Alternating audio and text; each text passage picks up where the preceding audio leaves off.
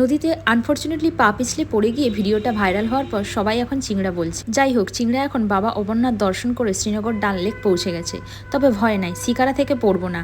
শিকারাতে উঠলে দেখতে পাবেন আপনার আশেপাশে অনেক ফটোগ্রাফার ঘোরাঘুরি করবে, আপনাকে ফটোর লোভ দেখাবে। তবে সাবধান, ঠিকঠাক দাম দর করে দেখে নেবেন, কারণ এখানে না জানা থাকলে আপনার সাথে স্ক্যাম হয়ে যেতে পারে।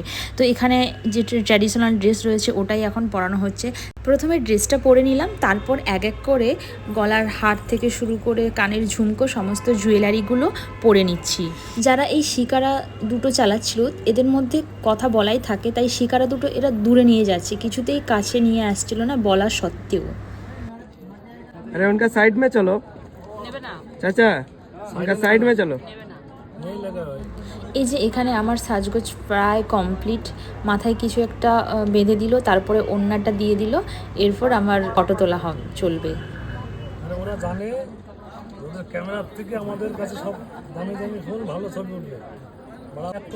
আমাদেরকে বলা হয়েছে 4 রকমই যে উনি ফটো তুলে দেবেন, আর পার ফটোতে নেবেন 200 টাকা করে। প্রথমে বসে একটা ফটো তুলে দিলেন, তারপরে ওনার কাছে যে কলসিটা রয়েছে ওই কলসিটা দিলেন ফটো তোলার জন্য।